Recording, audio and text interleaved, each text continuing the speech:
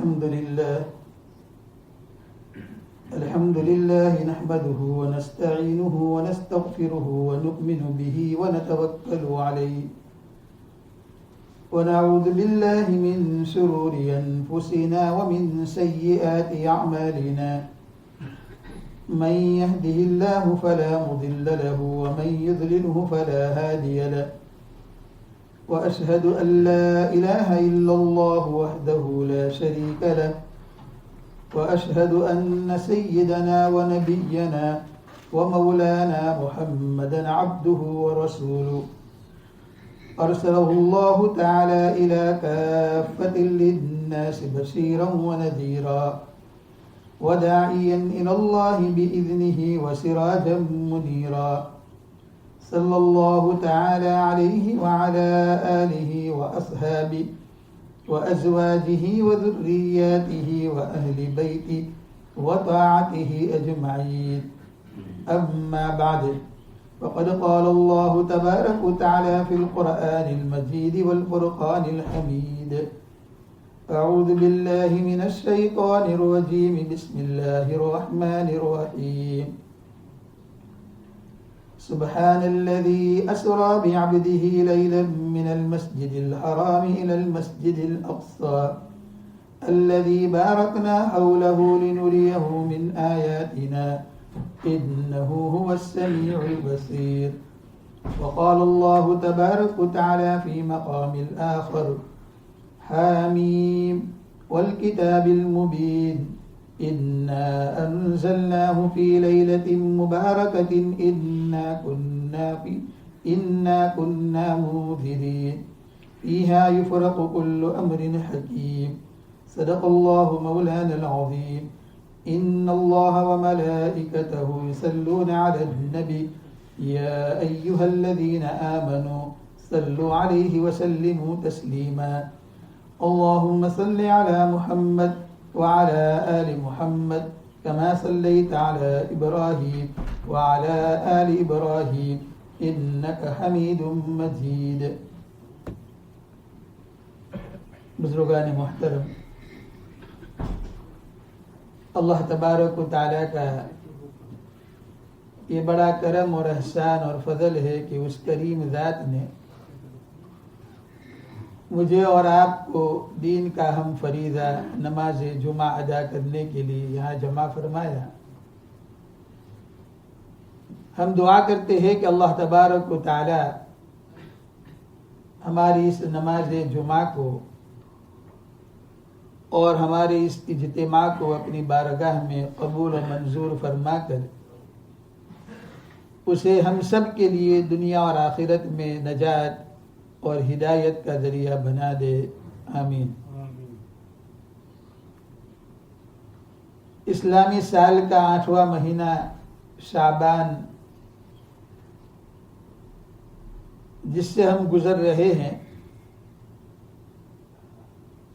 اور اس سے پہلے رجب کا مبارک مہینہ گزرا اور اس ماہ مبارک رجب میں امام الانبیاء خاتم الانبیاء سرور کائنات صلی اللہ علیہ وسلم کے ساتھ جو ایک بڑا واقعہ پیش آیا، ایک بڑا معجزہ پیش آیا، وہ معراج کا واقعہ تھا. حضرت صلی اللہ علیہ وسلم کو 2 بڑے معجزے عطا کیے گئے. ایک معجزہ قرآن مجید کا اور دوسرا بڑا معجزہ معراج کا. معجزہ اس کو کہا جاتا ہے کہ اس چیز کو دیکھ کر انسانی عقل حیران ہو جاتی ہے، اور دوسرا عام انسان وہ چیز نہیں کر سکتا جو نبیوں کے ہاتھ سے ہوتی ہے، یا اللہ تبارک و تعالی ان سے اس کا ظہور فرماتا ہے. عاجز ہو جاتا ہے بندہ. تو قرآن مجید بہت بڑا معجزہ آج تک دنیا میں کوئی قرآن مجید کی ایک آیت بنا کر پیش نہیں کر سکا، آدھی آیت بنا کر پیش نہیں کر سکا. یہ بڑا معجزہ ہے. اور اس دنیا کے اندر سائنس اور ٹیکنالوجی کے عروج کے باوجود بھی کوئی آدمی 7ویں آسمان تک نہیں، پہلے آسمان تک بھی نہیں پہنچ سکا. بلکہ جو بڑے بڑے گرہ ہیں وہاں تک اس کی رسائی نہیں ہوئی. اور اللہ تبارک و تعالیٰ نے اپنے محبوب پیغمبر کو وہاں تک پہنچایا جہاں تک انسانی عقل بھی نہیں پہنچ سکتی، وہاں تک پہنچایا. تو 2 بڑے معجزے اللہ تعالیٰ نے عطا فرمائے. انشاءاللہ زندگی رہی تو معراج کو پھر کسی اور موقع کے اوپر عرض کروں گا کہ آپ علیہ الصلاۃ والسلام نے پھر وہاں کیا دیکھا جنت میں اور جہنم وغیرہ میں، اور اللہ نے کیا بتایا. چونکہ ہم 8ویں مہینے شعبان میں داخل ہو چکے ہیں. شعبان بڑا مبارک مہینہ ہے، اور یہ شعبان کا مہینہ ایک روایت کے مطابق اللہ کے نبی نے فرمایا یہ میرا مہینہ ہے. رجب اللہ کا مہینہ، شعبان میرا مہینہ. تو شعبان کا مہینہ مبارک مہینہ ہے. علماء فرماتے ہیں کہ جس کا شعبان اچھا گزرتا ہے اس کا رمضان المبارک بھی اچھا گزرتا ہے. گویا شعبان یہ رمضان المبارک کی پریکٹس ہے کہ رمضان کیسے گزارنا ہے. اور اس شعبان کے مہینے میں اللہ تبارک و تعالی ہمیں ایک رات عطا کرنے والے ہیں. دعا کرے کہ اللہ تعالی مجھے اور آپ کو اس رات کی قدر کی توفیق عطا فرمائے. آمین. شعبان کا مہینہ مبارک مہینہ، اور شعبان یہ رمضان کا مقدمات، تمہید، کہ انسان اس مہینے کی قدر کرے اور رمضان کی تیاری کرے. اس لیے جب رجب کا چاند نظر آتا تھا تو آپ علیہ الصلاۃ والسلام دعا کرتے تھے. اس میں رجب میں بھی دعا، برکت کی دعا، اور شعبان میں بھی، اور رمضان تک پہنچنے کی دعا. تو معلوم ہوا کہ رجب اور شعبان دونوں مبارک مہینے ہیں. رجب حرمت والا، عزت والا، رسپیکٹ والا مہینہ ہے، ادب والا مہینہ ہے.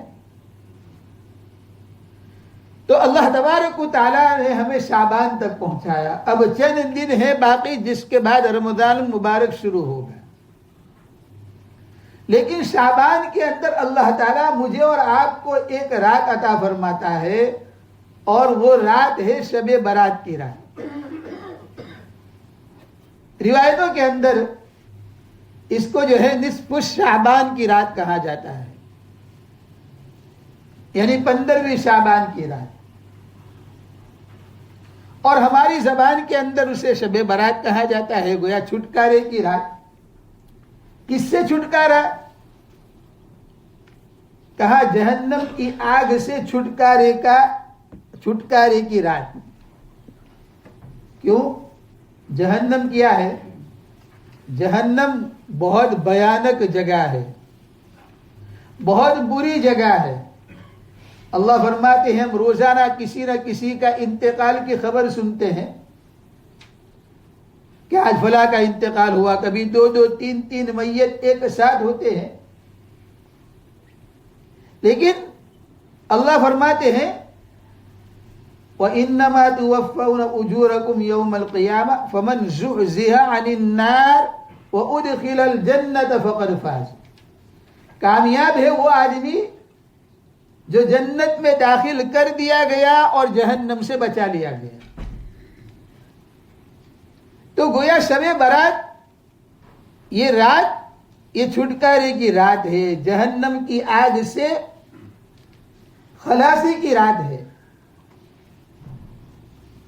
ام المؤمنین حضرت عائشہ صدیقہ رضی اللہ تعالی عنہ فرماتی ہیں کہ ایک مرتبہ آپ علیہ الصلاۃ والسلام میرے کمرے کے اندر داخل ہوئے اور سونے کے لیے میرے بیڈ کے اوپر اور بستر پر آئے اور کپڑے نکالنے لگے تھے کہ اچانک کپڑے پہنے اور میرے کمرے سے اللہ کے نبی باہر تشریف لے گئے۔ حضرت عائشہ فرماتی ہیں کہ میں پیچھے پیچھے آپ علیہ الصلوۃ والسلام کے جانے کے بعد میں اپنی دیوار سے جھانکنے لگی کہ اللہ کے نبی صلی اللہ علیہ وسلم کہاں تشریف لے گئے، لیکن میں نے دیکھا تو آپ علیہ الصلوۃ والسلام جنت البقیع کے اندر مردوں کے لیے اور میتوں کے لیے دعائے مغفرت کر رہے ہیں۔ جب آپ علیہ الصلوۃ والسلام وہاں سے واپس لوٹے تو میں جلدی جلدی بھاگتی ہوئی اپنے بستر پر آ گئی، میری سانس پھول رہی تھی۔ اللہ کے نبی نے فرمایا عائشہ کیا تمہیں میرے بارے میں کوئی بدگمانی ہوئی؟ یہ سانس کیسے پھول رہی ہے؟ تو حضرت عائشہ نے فرمایا یا رسول اللہ صلی اللہ علیہ وسلم مجھے یہ شک ہونے لگا کہ شاید آپ میرے کمرے سے باہر نکل کر اپنے کسی اور زوجہ کے کمرے کے اندر تشریف لے گئے، اس لیے میں نکلی تھی۔ پھر اللہ کے نبی نے فرمایا جو جملہ کہ اللہ کے نبی نے فرمایا عائشہ جبرائیل آئے تھے اور حضرت جبرائیل نے کہا کہ آج 15ویں شعبان کی رات ہے اور آج کی رات میں اللہ تبارک و تعالی تمہاری امت کے قبیلہ بنو کلب کی بکریوں کے بالوں سے زیادہ لوگوں کی مغفرت فرمائے گا۔ اللہ اور اس کے رسول کی یہ سنت رہی ہے کہ چونکہ قرآن عربوں میں نازل ہوا، عربوں کے لیے نازل ہوا، پوری انسانیت کے لیے نازل ہوا، لیکن سب سے پہلے مخاطب قرآن کے عرب ہے۔ تو قرآن مجید اور اللہ کے نبی کی یہ سنت ہے کہ اللہ کے نبی مثالوں کے ساتھ صحابہ کرام کو سمجھاتے تھے۔ تو قبیلہ بنو کلب ایک بہت بڑا قبیلہ جن کے پاس بہت ساری بکریاں تھی ان گنت، تو اللہ کے نبی نے اس کا نام لیا کہ اس قبیلے کے پاس جتنی بکریاں ہیں ان پر جتنے بال ہیں اس سے زیادہ تیرا خدا تیرا رب عائشہ آج کی رات میں لوگوں کو جہنم سے چھٹکارا عطا فرماتے۔ ایک روایت میں اللہ کے نبی نے فرمایا کہ اللہ تبارک و تعالی روزانہ آسمان دنیا کے اوپر آدھی رات کو تشریف لاتے ہیں اور اللہ تعالیٰ پکارتا ہے کوئی معافی مانگنے والا میں اسے معاف کر دوں، ہے کوئی رزق مانگنے والا میں اسے رزق دوں، ہے کوئی عافیت مانگنے والا میں اسے عافیت دوں، ہے کوئی بیمار کہ جو اپنی صحت کے لیے مجھ سے سوال کرے میں اسے صحت عطا فرماؤں، وغیرہ وغیرہ۔ صبح تک یہ آواز روزانہ اللہ تبارک و تعالیٰ لگاتے ہیں۔ اس لیے ہمارے علماء اکابرین اور مشائخ اور آپ علیہ الصلوۃ والسلام رات کے وقت تہجد کی پابندی کرتے تھے، اللہ کے سامنے مانگتے تھے اور اللہ تبارک و تعالیٰ سے سوالات کرتے تھے۔ آدھی رات 12 رکعت 8 رکعت 4 رکعت تہجد پڑھ کر صلاۃ التوبہ پڑھ کر روتے تھے راتوں کو۔ اسی لیے مشائخ فرماتے ہیں کہ دنیا میں کوئی آدمی اللہ تعالیٰ کے قریب اس وقت تک نہیں پہنچ سکتا، اللہ کا قرب اسے نہیں مل سکتا جب تک کہ وہ اپنی زندگی میں 2 چیزوں کو لازم نہ پکڑے۔ نمبر 1 تلاوت قرآن مجید اور نمبر 2 راتوں کی تہجد اور راتوں کو رونا۔ تو اللہ کے نبی فرماتے ہیں روزانہ اللہ تعالیٰ تشریف لاتے ہیں، لیکن 15ویں شعبان میں اللہ کے نبی فرماتے ہیں کہ اللہ تبارک و تعالیٰ غروب آفتاب سے آسمان دنیا کے اوپر تشریف لے آتے ہیں۔ اللہ کی شان سے آتا ہے، اللہ ہی بہتر جانتا ہے، ہماری عقل کام نہیں کر سکتی۔ لیکن اللہ کے نبی فرماتے ہیں کہ پہلے آسمان پر غروب آفتاب سے اللہ تبارک و تعالیٰ تشریف لاتے ہیں۔ اس لیے مشائخ فرماتے ہیں کہ 15ویں شعبان کی رات آنے سے پہلے غروب سے پہلے غسل کرو، غسل کرنے کے بعد اپنی صفائی کرو اور صفائی کرنے کے بعد اچھے کپڑے پہنو، خوشبو لگاؤ اور مغرب کی نماز جماعت کے ساتھ مسجد میں ادا کرو اور مغرب ہی سے عبادت میں لگ جاؤ۔ اللہ تعالیٰ جتنی توفیق دے اتنی عبادت کریں. آج کل جو ہے ہمارے ذہنوں میں یہ بیٹھا ہوا ہے کہ 15ویں شعبان کی کوئی حقیقت نہیں ہے. ہمارے فقہا، ہمارے علماء، اللہ انہیں جزائے خیر عطا فرمائے کہ انہوں نے ہمیں راستہ بتایا کہ آدمی جو ہے کوئی خاص عبادت کو اپنے اوپر لازم نہ کر لے، اس لیے کہ 5 وقت کی نماز وہ عبادت ہے، وہ فرض ہے. باقی عبادتیں کوئی سنت ہے، کوئی نفل ہے، کوئی مستحب ہے، وغیرہ وغیرہ. لیکن اس رات کی فضیلت کے کوئی منکر نہیں ہے کہ اس رات میں کوئی فضیلت ہی نہیں ہے. نہیں، اس لیے کیا ہوتا ہے کہ مسجدیں خالی ہو جاتی ہے، اس لیے کہ سب کے پاس پاؤنڈ ہے تو آدمی سوچتا ہے میرے پاس 2 مکان ہے، 4 ہے، 10 ہے، 50 ہے، 100 ہے، میں اللہ سے کیا مانگوں؟ میں صحت مند ہوں، میں اللہ سے کیا مانگوں اس رات میں؟ میرے پاس طاقت ہے، میں اللہ سے کیا مانگوں؟ میرے پاس اولاد ہے، میں کیا مانگوں؟ کھانا مجھے ملتا ہے، میں کیا مانگوں؟ بینیفٹ مجھے ملتی ہے، میں اللہ سے کیا مانگوں؟ اس لیے کہ ہماری زندگی کا مقصد صرف 2 روٹی اور 2 بوٹی ہے، اس لیے ہم اللہ سے کچھ مانگتے نہیں ہیں. اس لیے مغرب سے مسجد خالی، عشاء میں خالی، فجر میں خالی.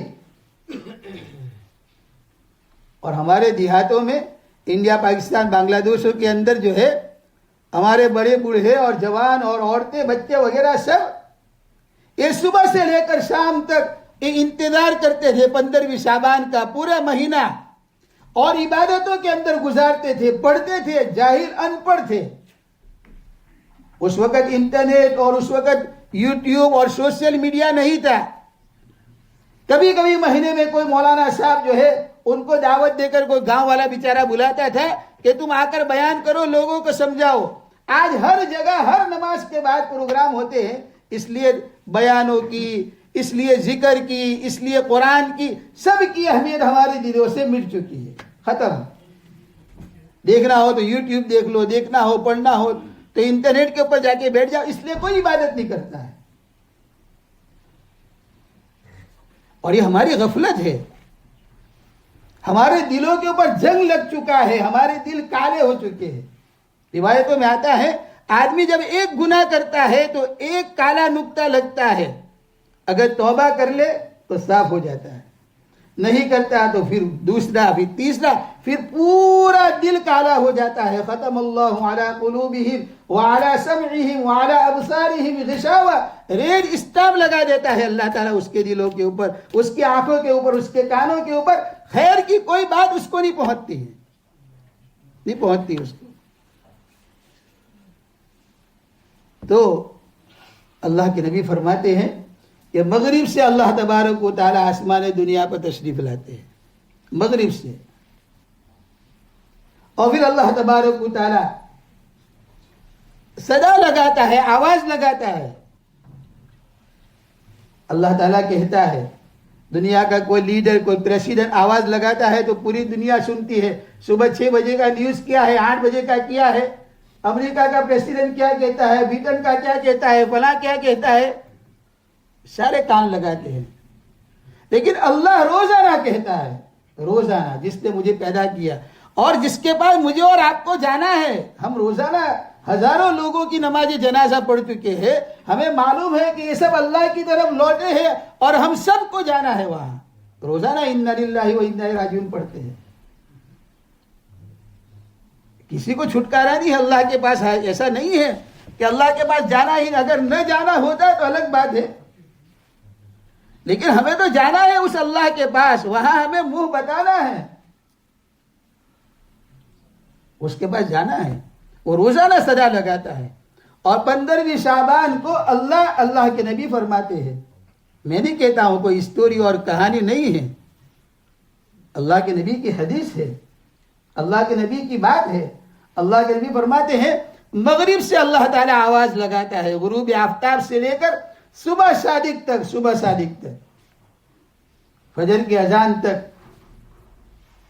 اور اللہ کہتا ہے کوئی بیمار جس کو میں صحت دوں، ہے کوئی قرض دار کہ جس کے قرض کو میں ادا کروں. ہم تو کہتے ہیں قرض ادا کرنا ہے تو ایک کے پاس سے لے کر دوسروں کو دے دو، دوسروں کے پاس سے لے کر تیسرے کو دے دو، تیسرے کو لے کر چوتھے کو دے دو. یہ قرض ادا ہو گیا. یا پھر قرض لے لیا اب 2 ہی میں خلاص ختم بات. پیسے مانگنے جاؤ تو دشمنی ہو جاتی ہے. پیسہ قرض دینے والا بیچارہ کسی کو قرض دیتا ہے اور دشمنی اس کے ساتھ ہی ہو جاتی ہے. اس لیے کسی نے ایک شعر لکھا اپنے گھر کے اندر میں اور کہا کہ ہمیں آپ سے ترک تعلق منظور نہیں، لہذا ہمارے یہاں قرض دینے کا رواج نہیں. ہمیں آپ سے ترک تعلق، ہمیں تعلقات توڑنا نہیں ہے آپ سے، اس لیے جو ہے ہمارے یہاں قرض دینے کا رواج ہی نہیں ہے. لیکن قرض کی بڑی فضیلت ہے. اگر آدمی سچے دل سے مانگے اور اس کی نیت ہو کہ مجھے ادا کرنا ہے تو اللہ مدد کرتا ہے. اور جو قرض دیتا ہے وہ صدقے سے زیادہ ثواب پاتا ہے. اللہ کے نبی فرماتے ہیں میں نے معراج کی رات میں دیکھا کہ عرش کے اوپر لکھا ہوا میں نے دیکھا کہ صدقے سے زیادہ قرض کا ثواب ہے. قرض کا ثواب ہے. لیکن تو اللہ تعالیٰ اس رات میں ہے کوئی قرض دار مقروض، میں اس کے قرض کو ادا کروں. مانگے آدمی. اللہ کے نبی نے دعا بتائی اللہم اغفر لی بحلالک عن حرامک واغننی بفضلک عمن سواک. آدمی نماز کے بعد پڑھتا ہے اللہ تعالیٰ، اللہ کے نبی فرماتے ہیں اس پر پہاڑوں کے برابر اگر قرض ہوگا اللہ ادا کر دے گا. پہاڑوں کے برابر. تو اللہ کے نبی فرماتے ہیں اللہ تعالیٰ آواز دیتا ہے کوئی مقروض میں اس کے قرض کو ادا کروں. اللہ قرض ادا کرنا چاہتا ہے. باپ بیٹے کو کہتا ہے بیٹا فکر مت کر دکھ رہا ہوں تارو قرض ادا کر دیا، تو بیٹا مطمئن ہو جاتا ہے. بیوی کا قرض ہے، شوہر کہہ دے کہ میں ادا کر دوں گا تو بیوی مطمئن ہے. تو مالدار آدمی کسی کو کہہ دے فکر مت کرو تمہارا کریڈٹ کارڈ کا قرضہ ہے میں ادا کر دوں گا تو آدمی خوش ہو جاتا ہے چلو اچھا ہے. یا اللہ کہتا ہے لیکن اللہ پر ایمان نہیں ہے، ہمارا ایمان پھس پھسا ہے، اس لیے ہمیں اللہ تبارک و تعالیٰ پر بھروسہ نہیں ہے. تو اللہ کہتا ہے کوئی مقروض کے جس کے میں قرض کو ادا کروں، ہے کوئی بیمار جس کو میں صحت دوں، ہے کوئی پریشان حال جس کی میں پریشانی دور پر کروں، ہے کوئی گنہگار جس کے گناہوں کو میں معاف کروں. میرے بھائیو یہ رات پوری رات اور فلاں فلاں فلاں فلاں صبح تک اللہ تعالیٰ صبح صادق تک آواز دیتا ہے اور ہم 4 انچ کی اسکرین کے اوپر اس کو بیٹھ کر رات بھر اس کو گزارتے ہیں. یہ اس کے اوپر یہ کیا کہتا ہے، یہ کیا کہتا ہے، اس میں کیا ہے، اس میں کیا ہے، اور پھر ہم سو جاتے ہیں. ہماری راتیں موبائل پہ گزرتی ہیں. 15ویں شعبان اللہ تعالیٰ نے بخشش کے لیے دی لیکن ہماری رات اس پہ گزر گئے. اچھے اچھوں کی گزر جاتی ہے، میری بھی گزرتی ہے، اللہ معاف فرمائے. کیوں؟ اس لیے کہ اہمیت نہیں ہے. 15ویں شعبان کی اہمیت کو کیا ہے، آگے آئی چلی 27 رجب آئی، لوگوں کو معلوم بھی نہیں ہے. ہمارے بزرگوں میں حضرت شاہ صفی سلیمان رحمۃ اللہ علیہ ہمارے گاؤں کے بڑے بزرگوں میں تھے، اور رشتے کے اندر ہمارے نگر دادا اور نانا ہوتے ہیں، بڑے اللہ والے آدمی تھے، صاحب کشف و کرامت بزرگ تھے. تو خیر ان کو تو بہت کم لوگوں نے دیکھا، لیکن ہمارے خاندان ایک مولانا نذیر صوفی کر کے تھے مرحوم، اللہ ان کی قبروں کو، دونوں کی قبروں کی، سب کی قبروں کو اللہ منور فرمائے. تو کہا کہ کسی نے آ کر حضرت سے کہا کہ حضرت محرم کا مہینہ ہے 10 محرم کو. تو ہمارے گاؤں میں بہت پہلے سے یعنی کئی سالوں سے جب محرم کا مہینہ آتا ہے تو کس کو کہتے ہیں، ہم تعزیہ بناتے ہیں اور پھر اس کو گاؤں میں رات کے وقت گھماتے ہیں اور دن کے اندر بھی جو ہے یہ کرتے ہیں. تو کہا کہ حضرت یہ تعزیہ وغیرہ بناتے ہیں اور یہ شور ہوتا ہے اور رات کو گھومتے ہیں. تو حضرت نے کہا اچھا ہے یہ لوگ تعزیہ بناتے ہیں تاکہ ہمارے اورے بھائی کو پتہ چلے کہ رجب کا یہ جو ہے محرم کا مہینہ ہے، آج 10 محرم ہے، ورنہ پتہ بھی نہیں چلے گا کہ 10 محرم آئی اور چلے گی. تو ہمیں تو معلوم ہی نہیں کہ اسلامی تاریخ کون سی ہے. ہم تو رمضان کے لیے اچھا رمضان کا چاہنا، اچھا رمضان آئی بھی گئے، بہت جلدی آئی گئے، بہت جلدی رمضان آئی گئے. تو ہم تو اتنے غافل لوگ ہیں. تو میرے بھائیو مجھے عرض کرنا ہے کہ منڈے کی رات یہ شب برات کی رات، یہ بڑی رات ہے، اور اس رات کے اندر عبادت کرنا ہے. کیا عبادت کرنا ہے؟ گناہوں سے معافی مانگنی ہے، صلاۃ التوبہ پڑھنی ہے، صلاۃ الحاجت پڑھنی ہے، قرآن کی تلاوت کرنی ہے، احادیث کو دیکھنا ہے، تسبیحات پڑھنی ہے، ذکر کرنا ہے، لغو اور بیکار باتوں سے بچنا ہے، گناہوں سے بچنا ہے، اللہ تعالیٰ سے جو ہے گر گرا کر مانگنا ہے، پوری زندگی کے گناہوں کی معافی اللہ سے مانگنی ہے. سب کریں گے؟ اور اس رات کو اپنی اولادوں سے، اپنی بیویوں سے بھی کہو، آج سے روزانہ کہو، منڈے کو بڑی رات ہے، منڈے کو بڑی رات ہے، منڈے کو بڑی رات ہے. اس کو غفلت میں مت گزارنا، اس کو غفلت میں، تاکہ ہمارے نوجوان، ہماری ماں بہنوں، ہمارے دماغ میں کے اندر یہ بات آئے کہ یہ بڑی رات ہے، یہ بڑی رات ہے.